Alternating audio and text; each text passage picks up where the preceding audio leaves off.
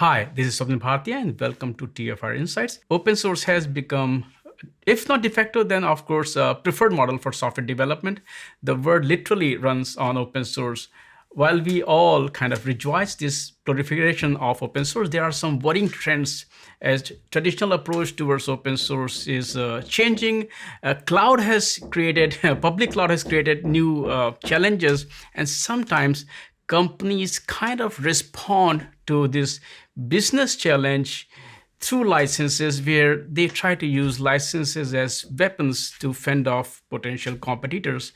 What does it mean for the future of open source? To discuss these topics today, we have with us once again Matt Jankovic, head of open source strategy at Percona. Matt, it's great to have you on the show. Swapnil, thank you for inviting me back. I appreciate it. We had such a fun time last time. I'm looking forward to talking to you again.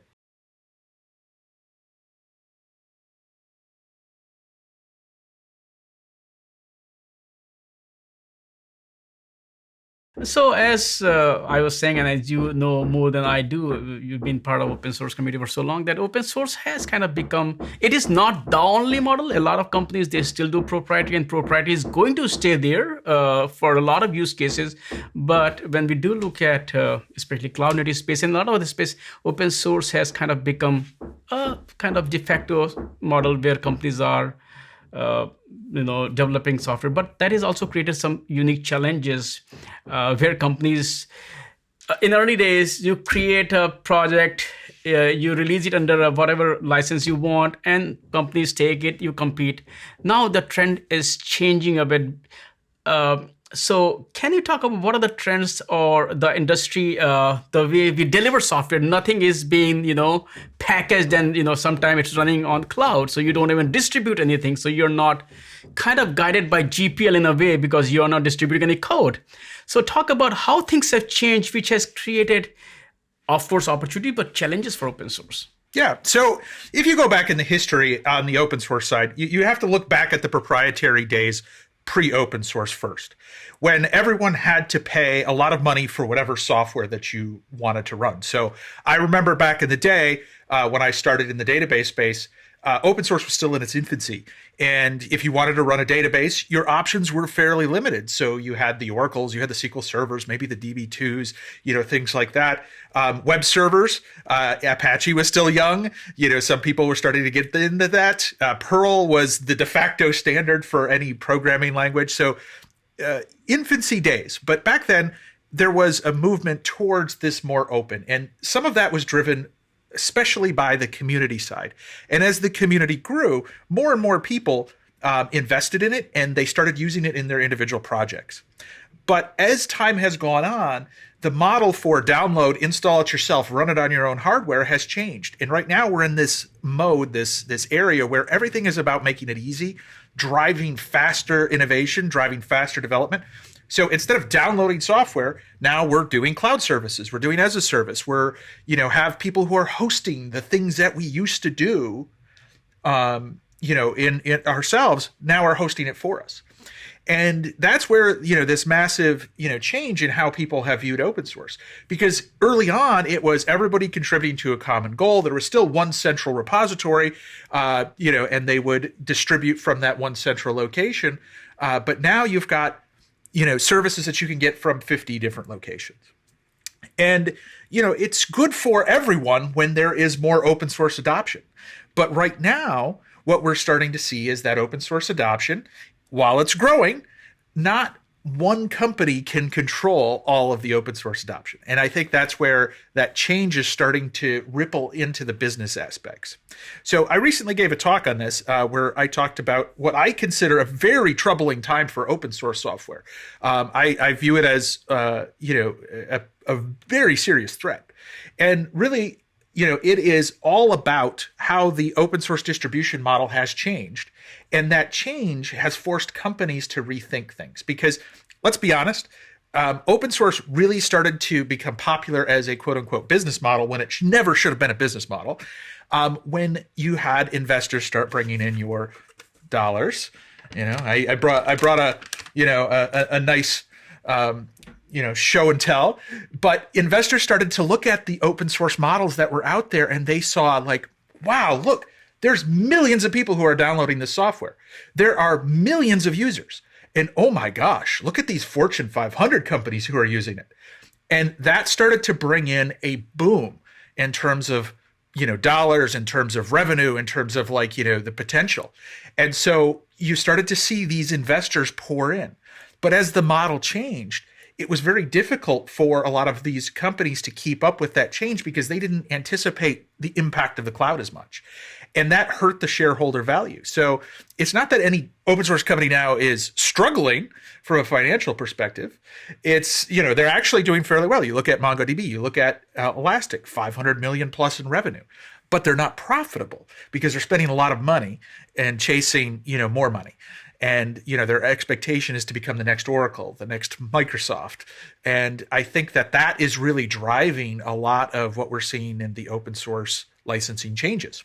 Is that the only factor, or the factor is also that the scale at which some of those hyper cloud providers operate, small players cannot compete with them? If I don't want to name any company, let's just make sure that this discussion is not naming anybody.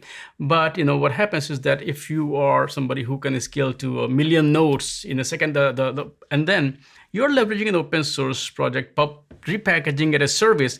And the challenge with open source, when I look at it, even in the old days, is that it solves day one problem. You can download it, you can install it, you can start using it. But what if you want to add more functionality, when you want to add more features? What if you want to update it, upgrade it? That's when commercialization came into play, where there are vendors who would do all those things for you. So you will use the commercial version of open source, where they will remain an upstream, and then you can also move from one stack. Like if you look at the LAMP stack, you can just move to anybody's Apache if you want. A lot of companies, Linux, whatever you want. But into this world, they use it, and then you kind of get cut off from your own project because some big provider is offering that as a service. So you are putting in all the money to keep that project active and alive. And that provider, and they're not wrong, because even FSF, nothing dictates that you should contribute back. If you're making changes, then contribute. If you're not making changes, you can keep using it, So how much role is that playing when we do talk about this company? And you mentioned some companies, and those companies are also kind of trying to use license as a tool there. Well, so I think it really depends, right? And so like everything, there is no one size fits all answer.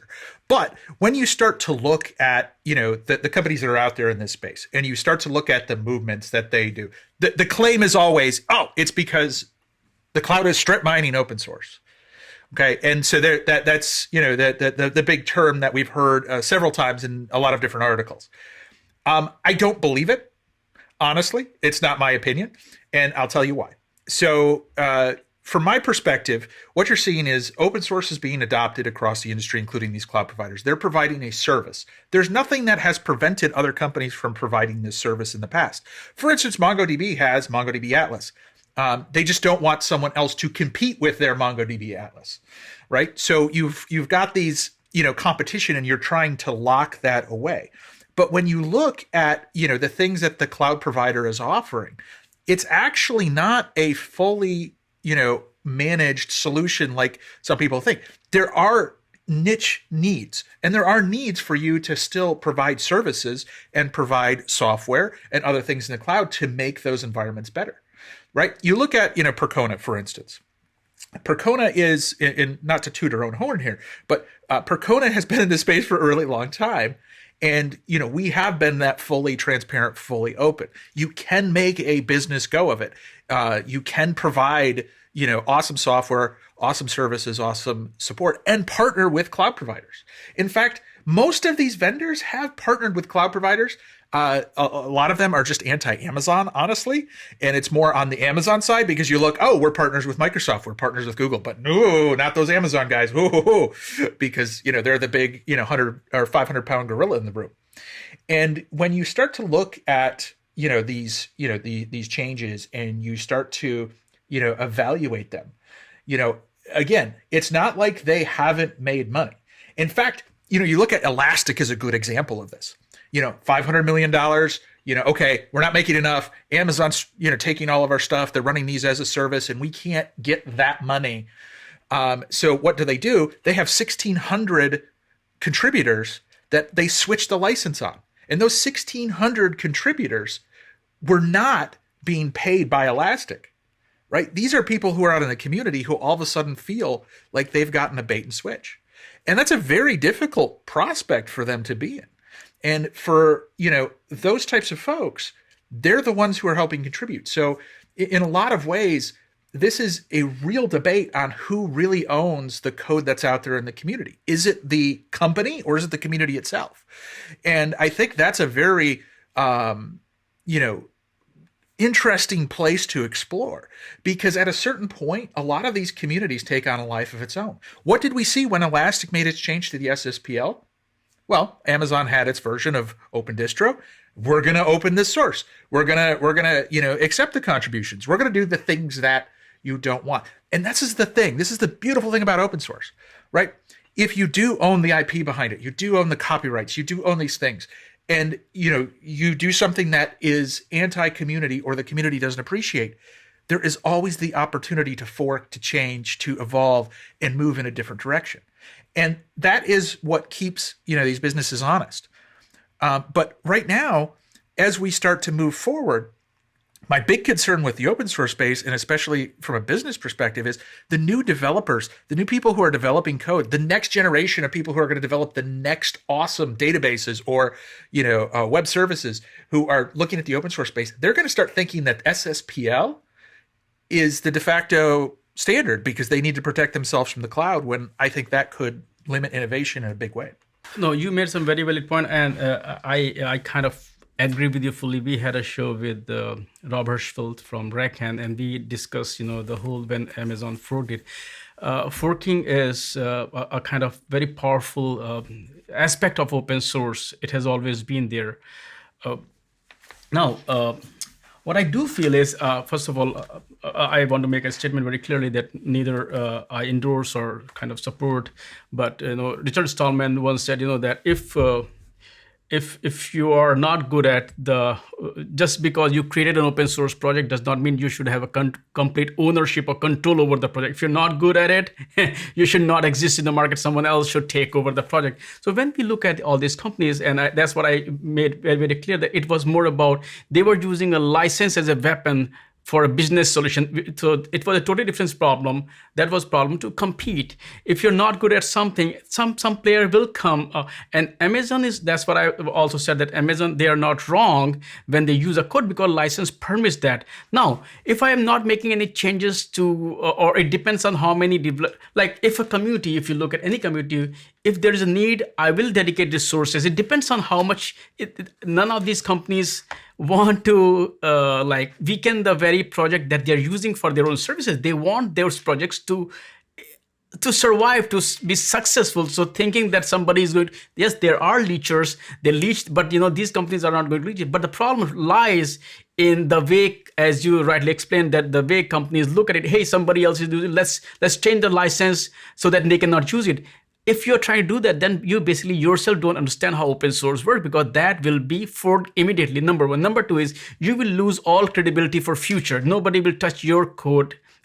Third problem that I see, and you may correct me, that if you see SF, FSF, or OSI, in the early days, they used to respond to how, of course, they came up with GPL version 3, which was not successful in some cases. It is there. They also came up with AGPL that cloud vendors don't want to touch. But I also feel that the open source licensing has not changed with the changed landscape.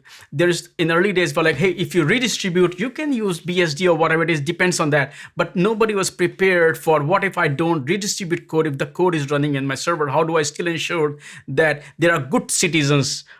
I see that it should be more or less like how to make more good citizens of the project. So you build, as you said, not in the AWS club. That is kind of become a group, right? Oh, we don't work with AWS, we'll work with. I don't think that is very healthy.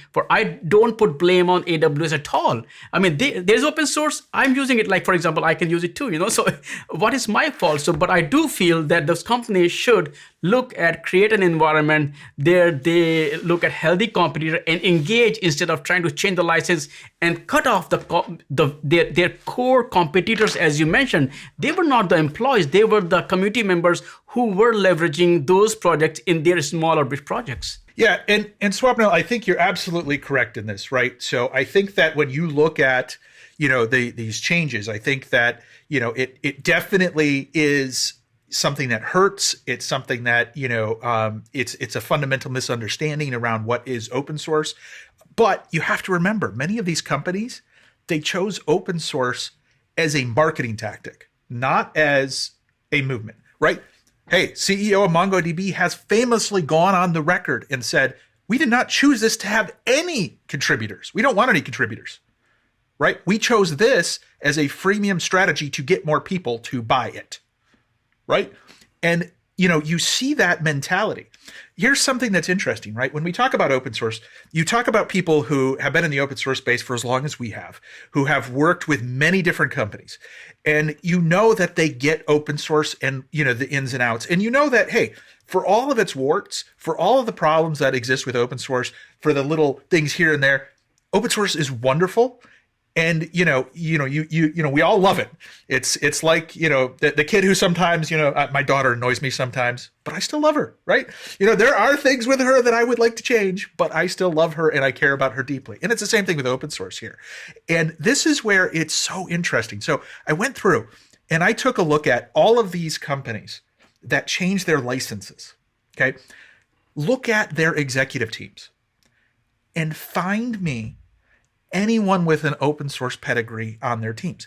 It doesn't exist, because what ends up happening is the money comes in and the board comes in and says, hey guys, girls, ladies, let's go ahead and, put in real executives who know how to grow a company. And so they bring in these executives who have done it before at, hey, maybe they did it at Oracle. Maybe they did it at Microsoft. Maybe they did it at, BMC or these other big companies. And so, I think that is for us where we start to, or at least for me, I see like this difference is, okay, we're here to monetize this versus we're here to grow the ecosystem, grow the community, make the world not only a better place, but we can all benefit from being, a better place. We can make money. Hey, I like to get paid. You like to get paid. We all like to get paid. But that doesn't necessarily mean that that's a bad thing. But you don't have to make it all about money and finance. And that's where I see like a lot of those changes. And I see a lot of that focus is, on that investor first versus community first approach. Now, you mentioned like the changing that and the OSI licensing, and we haven't kept up with the licenses. And I wanted to address that as well, because you're right, we haven't. But what you have to realize is a lot of companies, even in the GPL days, when they built their own systems and change code, the GPL does not require you to give back the code that you change. It only does when you distribute that code out to other places. So Facebook is a massive contributor to the open source space. Okay, massive. In fact, I saw an article just recently about the thousands of projects that they've put out there, the hundreds of millions of lines of code, big open source contributors. You look at Cassandra came from there, RocksDB came from there. You look for HBase. All of these different awesome technologies grew out of Facebook. Yet there is code that they don't release. Why? Because it doesn't make sense. Right? And it's the same thing for the cloud. I've talked with people at cloud providers and they go, well, we open source a lot, but there's some things we don't because it just doesn't make sense, because you're not going to interact with our storage APIs. You're not going to interact with this other stuff. And so by putting that out there, it's just going to bloat things. And so you do have this mentality where, people cry like, oh, you need to publish that. Well, number one, they're not distributing it.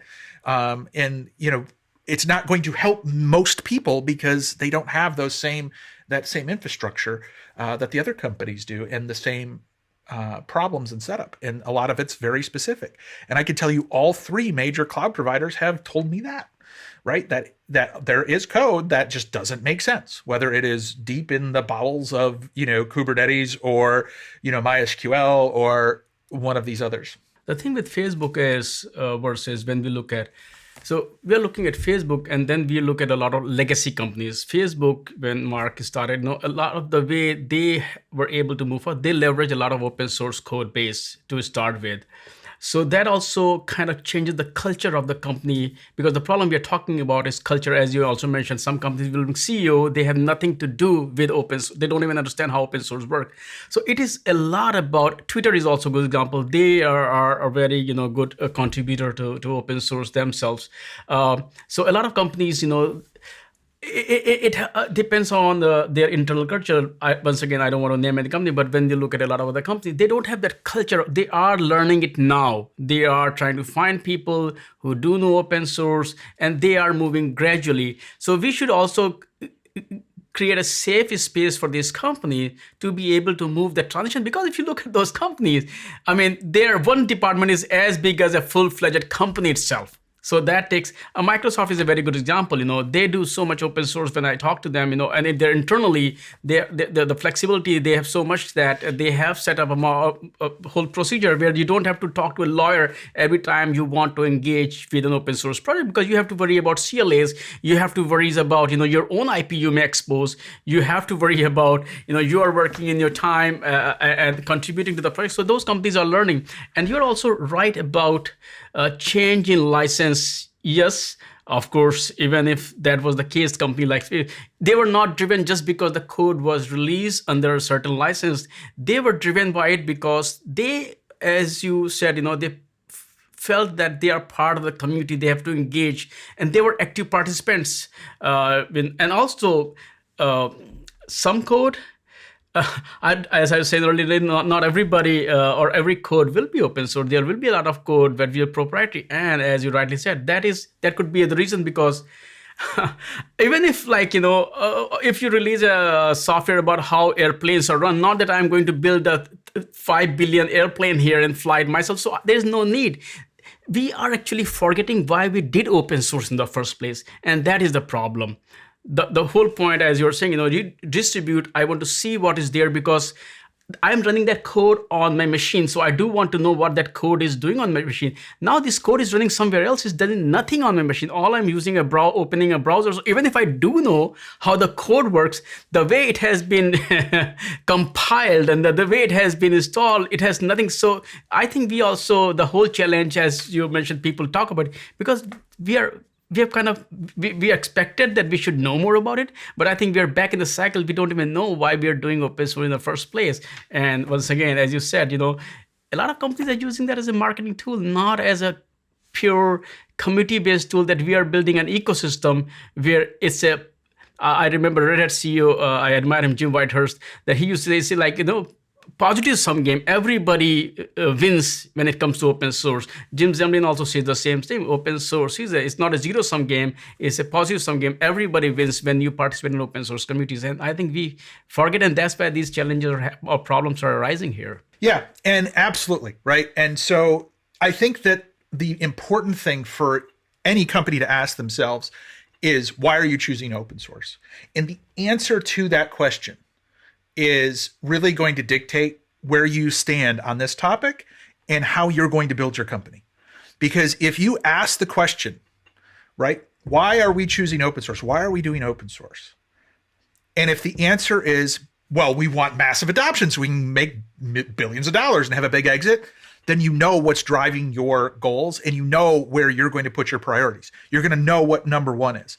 If it's to make the world a better place, to help transform it, to innovate, to bring in the inspiration that brought us Facebook. As you said, Facebook would not exist without open source, right?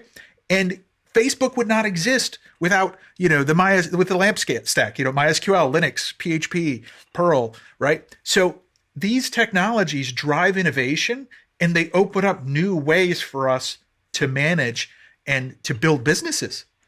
And right now, we see that, we're trying to restrict some of that because we're afraid that we're going to lose control of what we have, right? And again, we're not talking about poor, people who are, starving artists in most cases, right? Because we're talking about, go look at the salaries for most of these CEOs at these companies. Go look at the financials. These are not poor, starving people who are like, oh, well, we got to get paid for our innovation. Well, you're not paying your contributors. Oh, well, that's because we don't want them. Well, then you're really probably not doing open source. You're just pretending to do open. And this is where now the terms are changing because they want to distance themselves from open source. They're now calling themselves open. So there's a whole nother thing here, right? So we're open, but not necessarily open source. But I don't want to just bash, those who have decided that. The cloud providers are just as guilty on some of this as well, because they have open source, quote unquote, compatible software. So that's not right either, in my opinion, because it takes that marketing spin and tries to tell you something that it's not. And that's just wrong. And I have no problem with proprietary software. I have no problem with, having a license that, you think is good for you. I just have a problem when you have a license that isn't open source and you pretend it is, and you try and convince the world it is. I don't like to be lied to. Exactly. Either do open source or don't call your semi-proprietary software open source with whatever term you prefer. There's nothing wrong in going back to proprietary model, but do not kind of muddy the water by calling your software open source. One thing more, you kept saying about the money part, and then we are here for greater good. As much as I agree with you, I also believe that the most successful open source projects, and this is also a statement coming from Lynn Storworth and Greg Hardman, whenever I talk to them, that they all said, Linux has been successful because they have selfish users. Selfish users are the one. They are not doing it out of charity, that, hey, what? Oh, we want to feel it good. When they get involved, they're like, hey, what? Because this benefits me. So they were like, what happens is that when you have people who are doing it out of charity, they will go away when they don't feel charitable tomorrow or when they don't have free time. Whereas selfish people, they are investing in your project because their own survival, their own success is tied to your success. So even in I just want to make it clear, because I heard that just because Percona is a company, it's not that you're not a charitable firm. You're also here for profit. Now, there's a difference between a profit-making company versus a greedy company. They are two different topics, and that has nothing to do. But I think open source is all about selfish motive, because I want to benefit from it, so I'm going to invest my time because that is benefit. Now, the beauty of open source is what benefits you will benefit a lot of other people also. That is just the model of open source. Yes, and I agree. And so that's a great clarification, because you're right. This is not just about, we're a charity, we're here to give away, things. But what we believe in is that we can make not only us better, but everyone else. And we're hoping as users, as community, that as a group, we will build something that's greater than any one of us can build on our own. And that brings me to, I had a discussion with Dirk the other day. When we do look at open source, this is a microcosm of a bigger community. If you look at in whatever communities we live in, with our neighbors and everything, we just want it to be nice for everybody. So there is no difference. What you said, there's no difference in the open source world. The work that you're doing is to build an ecosystem that benefits everybody. So yes, there is a selfish motive, but there is a sense of community, which is in general, wherever we live in our personal lives also. We are not, we try to help our neighbors, we help our church and communities and all those things. So there is no difference. So open source is a very good kind of microcosm of the world that we live in. Absolutely. It has more like a social movement or a community movement than it does a business model. And I think that's a big distinction.